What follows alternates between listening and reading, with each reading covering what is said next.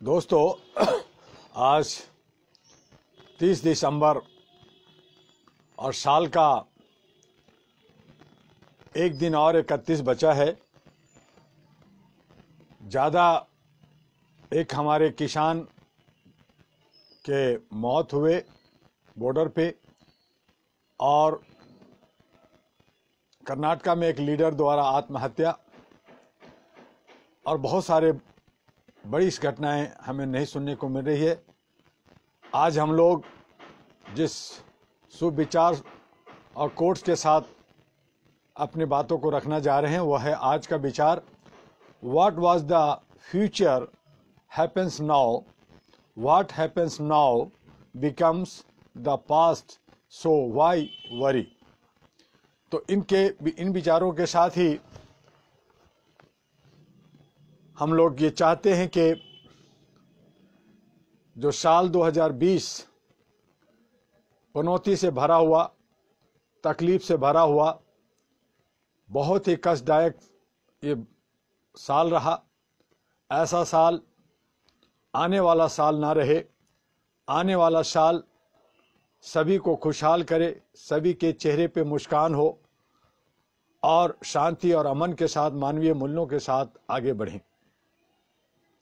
दोस्तों, all India human rights association पिछले 34 वर्षों से अपनी स्थापना दिवस से लेकर करके अब तक सारे काम संवैधानिक तरीके से 36 राज्यों में और भारत के बाहर काम किया। United nation, international bar association London, international bar association USA और बहुत सारी अथॉरिटियों के साथ मिलकर करके, कंधे से कंधे मिलाकर के, खास करके legal service authority, national legal service authority और स्टेट के लीगल सर्विस अथॉरिटियों से मिलकर के आगे बढ़ा और लोगों को त्वरित न्याय मिले। उनको जो है पारिवारिक जो झगड़े हैं उसमें समझौते का, उन्हें सलाह मशवरे का और किस तरह से उन्हें वकील फ्री मिले, इस पे हम लोगों ने बहुत सारे काम किए। जहाँ कहीं भी सामाजिक, जो बाकी सभी सामाजिक काम करते हैं कि अगर मान लीजिए कि हमारे कोरोना के वक्त में लॉकडाउन हुआ, उसमें लोगों ने बढ़ चढ़ करके उनको एक जगह से दूसरी जगह पहुंचाने में, उनको खाना खिलाने में लोगों ने काफ़ी काम किया। और अभी जो है ठंड का मौसम है पूरे भारत में, दिल्ली में भी काफ़ी ठंड बढ़ गया है, थोड़ा पोल्यूशन का भी समस्या बढ़ रहे हैं। तो वैसी हालत में हमारे जो है कार्यकर्ता, हमारे जो मानवाधिकार से जुड़े लोग हैं वो अच्छे काम कर रहे हैं, और जैसे भी जहां भी हो रहा है वो सभी काम करते हैं, एक दूसरे से मिलते रहते हैं और एक अच्छा रिलेशंस मानवीय मूल्यों के लिए बना रहे हैं। तो ये बहुत बड़ी खुशी की बात है। जितनी हमारे चादर हैं उतनी हम लोग पाँव पसार रहे हैं, क्योंकि आप सभी जानते हैं कि अहरा अपने आन बान शान में कभी भी किसी तरह का ग्रांट या डोनेशन सरकार से नहीं लिया।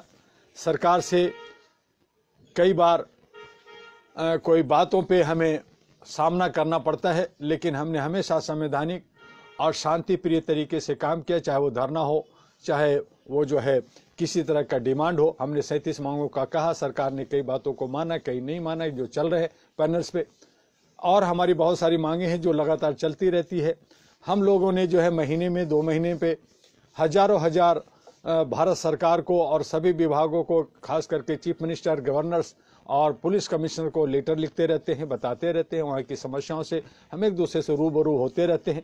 लेकिन इन्हीं समस्याओं के अंदर जब 2004 में हमारी जो भारत की भ्रमण हमने किया था एक स्वराज माजदा बस में, और लाखों करोड़ों हम लोगों ने हैंडबिल और किताबें बांटी, उसके बाद 2005 से भारत के अंदर धीरे धीरे 1, 2, 4, 5 करके बहुत सारी मानवाधिकार की संस्थाएं आई, और हमने सोचा कि चलो बहुत सारी संस्थाएं आ रही है, अच्छी बात है, अहरा का नकल हो चाहे जैसा भी हो, लेकिन मानवीय मूल्यों के लिए काम कर रहे हैं तो बहुत अच्छी बात है, हम उनको सैल्यूट करेंगे। लेकिन सभी के मिशन और विजन गलत रहे, उन्होंने सही ढंग से काम नहीं किया। जबकि आज भी मैं कहता हूं कि अगर अच्छे काम करें तो हम उन्हें हर तरह का सहायता, हर तरह का उनको जो है रास्ता देने के लिए मैं तैयार बैठा हूं, क्योंकि मैंने मानवीय मूल्यों के लिए अपने जीवन को समर्पित किया। हमारे जितने भी लोग, हमारे जो 36 राज्यों में है, वो सब मानवाधिकार के लिए काम करते हैं। कुछ खट्टे मीठे अनुभव भी हमें सुनने को मिलते हैं, देखने को मिलते हैं, लेकिन उन सभी को छोड़ करके, लेकिन अभी जो हाल फिलहाल में जो हमने बहुत सारी international human rights association, international human rights commission, universal और बहुत सारी ह्यूमन राइट्स पे संस्थाएं जो रजिस्टर्ड नहीं है, वो फेक सर्टिफिकेट्स लेकर करके सर्टिफिकेट्स में घपलाबाजी, गलत काम कर करके कहीं वो रजिस्ट्रेशन कहीं का दिखाते हैं, रजिस्टर्ड ऑफिस कहीं का दिखाते हैं, बाहर का जनेवा का और नैरोबी का और न्यूयॉर्क का एड्रेस गलत दे कर करके लोगों को दिग्भ्रमित करते हैं कि मैं अंतर्राष्ट्रीय लेवल का एक संस्था हूं, जबकि वो दिखाते हैं कि एक जो है छोटी सी जगह पे रजिस्ट्रेशन किया, उसमें भी बहुत सारी खामियां हैं। वो एक तरफ डीएम का साइन दिखाते हैं, दूसरी तरफ जो एसोसिएशन जो है रजिस्ट्रार का ऑफिस दिखाते हैं। इस तरह से कंपनी का जो है मुहर दिखाते हैं, तो मुहर भी गलत होता है, नाम भी गलत होता है, और फिर वो कहते हैं कि मेरी ढाका में ऑफिस है तो मेरा वहाँ से काम हो रहा है, तो ये हो रहा। तो इस तरह से बहुत सारी ऐसी चीज़ें जो लोग हैं, कुछ सर्टिफिकेट्स, कुछ हमारे डॉक्यूमेंट्स हमारे पास आए, मैंने उन सभी डॉक्यूमेंट्स को देखा, उनमें तरह तरह का जो है उसमें बदलाव है, उसमें चीज़ें बदल करके लिखे हुए हैं। तो इस तरह से अंतर्राष्ट्रीय स्तर पे हमने कहा कि ह्यूमन राइट्स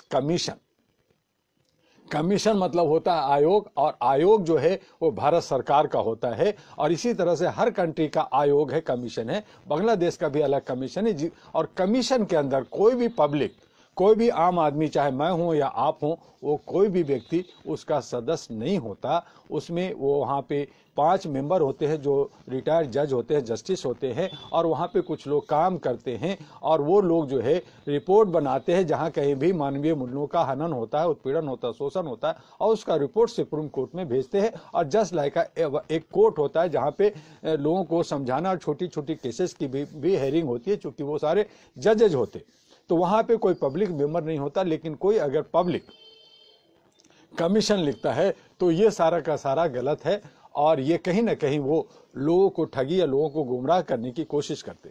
ऐसा मेरे पास बहुत सारी शिकायतें आए, बहुत लोगों ने कहा कि देखो मेरे पास जो है एनएचआरसी का सर्टिफिकेट, वो प्लेज सर्टिफिकेट जो गूगल्स पे ऑटोमेटिकली जनरेट हो जाते हैं, वो बना करके घूमते हैं कि मैं एनएचआरसी का मेंबर हूं, वो भी गलत है। और जब एनएचआरसी ने, और मैंने भी पिछले 2007 में ही मैंने होम मिनिस्ट्री को जब सारे लेटर लिखा था कि जो अच्छे काम कर रहे हैं, जो संस्थाएं अच्छी काम कर रही है, जो 42 लाख संस्था इंडिया के अंदर हैं, एनजीओ हैं, वो अगर अच्छे काम कर रहे हैं तो उनको प्रोत्साहित होनी चाहिए, उनको अवार्ड मिलना चाहिए, उनको आगे बढ़ने का मौका मिलना चाहिए। लेकिन जो गलत करते हैं उनकी एक डोजियर तैयार हो और उसके हिसाब से उनको बंद कर देनी चाहिए। भारत सरकार और खास करके आदरणीय नरेंद्र मोदी जी ने बहुत सारे प्राइवेट लिमिटेड कंसर्न जो कई लाख जो फेक थी, जो एक लोगों ने 10-10 कंपनियां बना रखी थी, उन सबको बंद किया गया। बहुत सारे एनजीओ जो एफसीआर का सर्टिफिकेट बना करके वो जो है बाहर की फंडिंग वगैरह ले रहे थे, उसमें से कोई 40 से 50 हजार संस्थाओं को बैंड कर दिया गया, बंद कर दिया गया। ऐसे ही बहुत सारे और संस्थाओं की जो है रिपोर्ट्स तैयार हो रहे हैं कि उनको जो है ख़त्म किया जाए। और इस आधार पे जब पुलिस को रिपोर्ट दी जाती है कि इस तरह के कोई भी मानवाधिकार पे या दूसरी संस्थाएं अगर वो जो है संवैधानिक तरीके से काम नहीं कर रही है, इलीगल काम कर रही है, तो उनको पकड़ धड़ किया जाए, उनको बंद किया जाए। और उस आधार पे हमारे जो महाराष्ट्र है, चाहे आंध्र है, चाहे झारखंड है, चाहे हमारे बंगाल है, वहाँ पे हमारे लोग चूंकि चारों तरफ फैले हैं, हमारे लोगों को भी वो दिक्कत होती है, क्योंकि लोकल अथॉरिटी को ये नहीं मालूम होता है कि कौन सही है और कौन गलत है। तो इसीलिए मैं आपसे रिक्वेस्ट करना चाहता हूँ कि अहरा जो है एशिया का और भारत का पहली एक सिविल सोसाइटी है जो पूरे संवैधानिक तरीके से पूरे भारत में और एशिया पैसिफिक में काम कर रही है। आप सभी लोग संवैधानिक तरीके से काम करें। आपके 4 वेबसाइट है, ahera.org, ahru.org, ahranews.org और anp.org.in। तो इनको आप जो है अपने विभाग को, हमारे पास डायरी है, हमारे पास हैंड बुकलेट है, बहुत सारी किताबें हैं, आपकी वेबसाइट पे सब चीज़ जानकारियां हैं। तो वहाँ की जो अथॉरिटी जो नहीं समझती है, नहीं जानती है, आप उनको बताएं ताकि आपको कोई परेशान और तंग न करे। अहरा ने all India human rights association जो है एशिया का और भारत का पहली सर्विस सोसाइटी है, और इन्हीं ने प्रयास कर करके कमीशन को बनवाया। कमीशन का हम लोग मेंबर नहीं है, लेकिन कमीशन को बनाने में अहरा का काफ़ी योगदान रहा और वो अच्छा काम करे। अगर NHRC भी अगर काम अच्छा नहीं करती है तो हम उनके खिलाफ भी खड़ा होने के लिए तैयार बैठे हैं।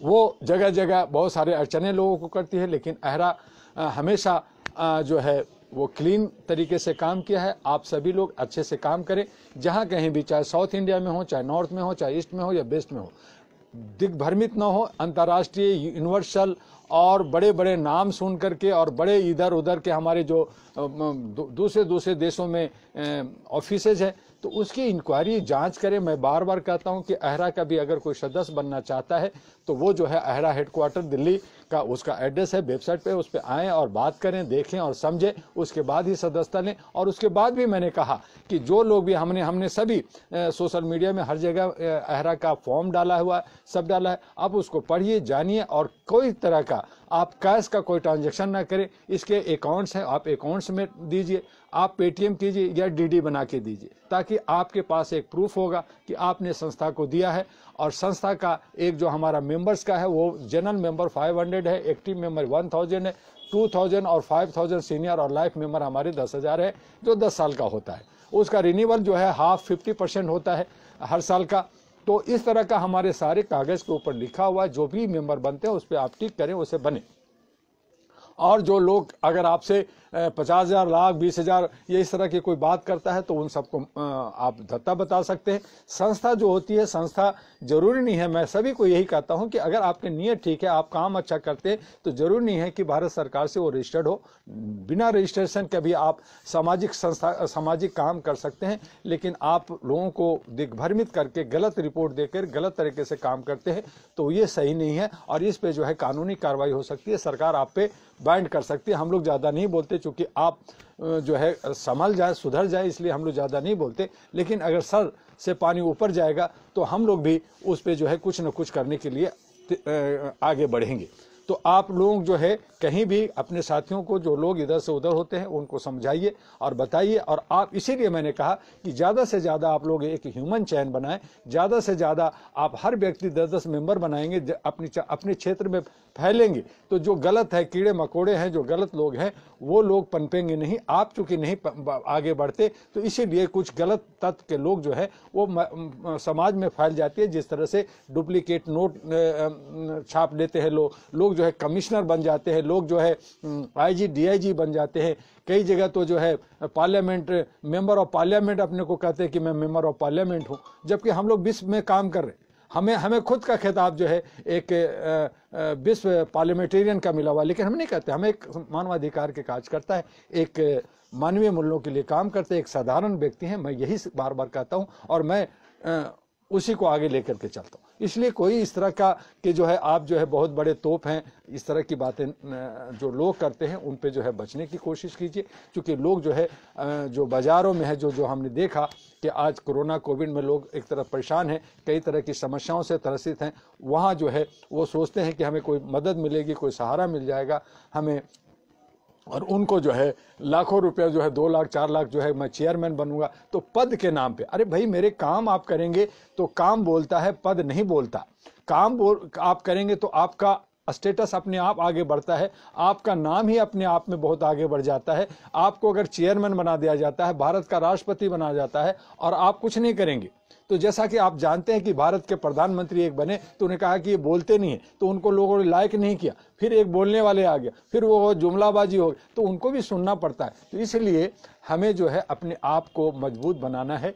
आप एक बैनर से जुड़ते हैं, वो एक पहचान बनती है, और वो पहचान के साथ साथ जो है पूरे भारत और जो लोग जुड़े हुए हैं, जो कार्यक्रम होता है, जो हमारे मेंबर्स है, उसका एक हमें बल मिलता है, शक्ति मिलता है। इसलिए एक बैनर की जरूरत होती है। अदरवाइज हर एक व्यक्ति जो है अपने आप में स्वतंत्र है कि वो जो है अपने लिए काम करता है। उसी तरह से कोर्ट में अगर हमें किसी तरह का कोई केस लड़ना होता है तो एक व्यक्ति जो है सक्षम है कि वो व्यक्तिगत रूप से पर्सनल जो है अपीयरेंस होकर के वो केस लड़ सकता है, अपनी पैरवी कर सकता है, लेकिन चूंकि वो ठीक से नहीं बोल पाता या अपनी बातों को पक्ष को नहीं रखता, इसलिए वो वकील रखता है और उसको पैसे देता है, फीस देता है, और वकील उसके बदले में वो लड़ाई लड़ता है और वो सिस्टमेटिक से सब तरीके से कोर्ट के अंदर जो है उसकी पैरवी करता है, उसकी जो है पक्ष को रखता है, और जज जो है वो जज साहब है या जस्टिस साहब है उस बातों को सुनते हैं, वहाँ पे पैनल होता है, उस पर विचार होती है, और यही वजह है कि केस जो है थोड़ा सा जो है डेट पड़ जाता है, क्योंकि ऐसे बिना समझे बिना जांचे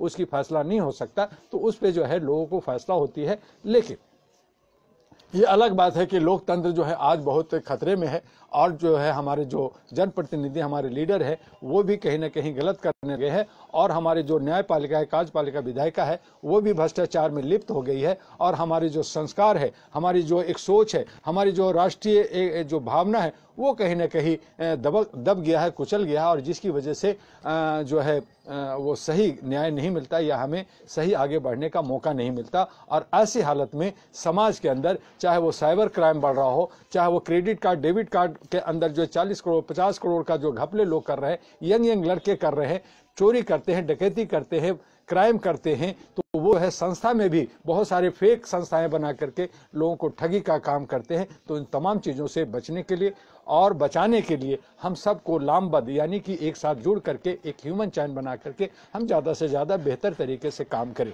मैं भारत के करीब 36 राज्यों में और 640 जिलों में मैंने एक बार नहीं 5 बार 5 टाइम्स भारत का भ्रमण किया।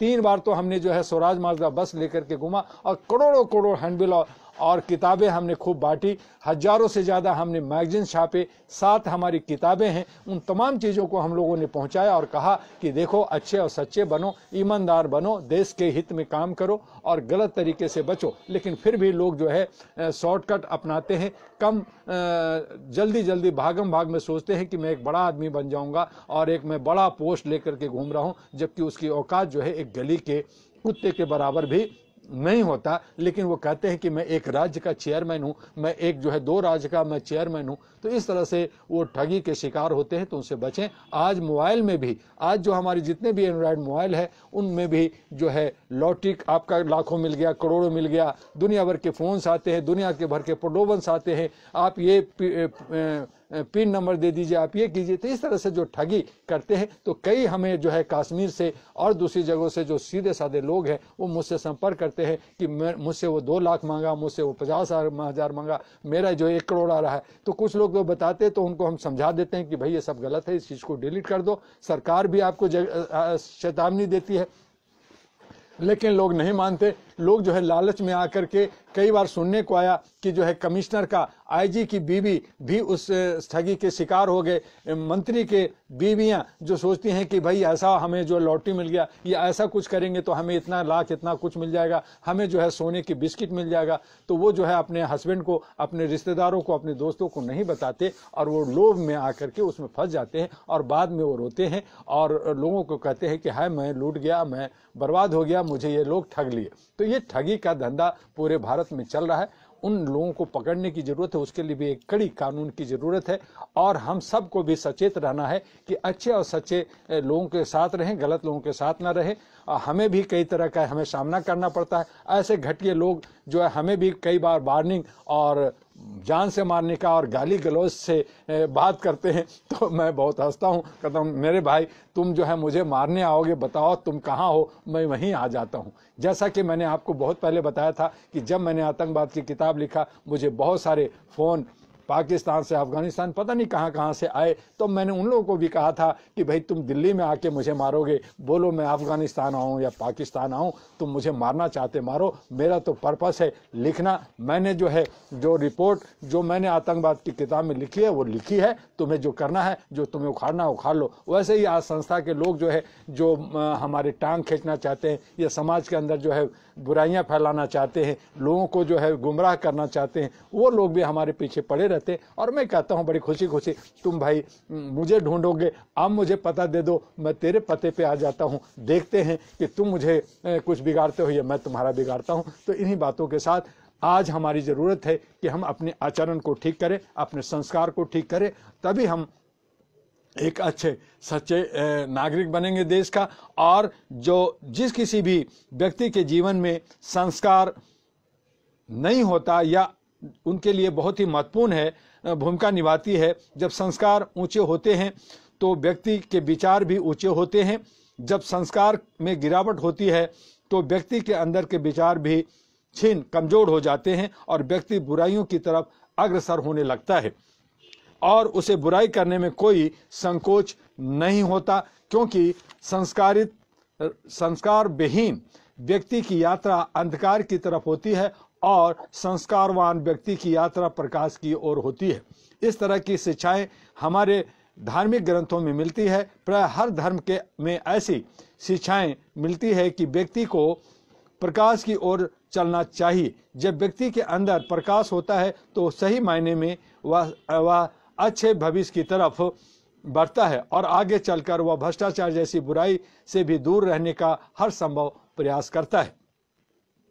प्रथम चरण में संस्कार बाल्यावस्था में घरों से डाले जाते हैं। तत्पश्चात विद्यालयों का दायित्व है कि वे बच्चों को संस्कारवान बनाएं। आज पूरब से पश्चिम तक दुनिया भर के देशों में संस्कार के प्रति लोगों की आस्था घटी है। लोग धार्मिक ग्रंथों में दी गई शिक्षाओं को अनावश्यक मानने लगे हैं। कोई भी व्यक्ति किसी भी धर्म को मानने को स्वतंत्र है। इस दुनिया में कुछ लोग धर्म को अच्छा कहते हैं तो कुछ लोग बुरा कहते हैं। कुछ लोग कहते हैं कि धर्म लोगों को बांटता है, तो कुछ लोग यह भी कहते हैं कि धर्म भी कहते हैं धर्म कोई भी हो मनुष्य को सही मायने में मानव बनाने में सहायता देता है। व्यक्ति के अंदर जो हमारे किताब में है, व्यक्ति के अंदर की बुराई का निराकरण करके अच्छाई का विकास धर्म ही करता है।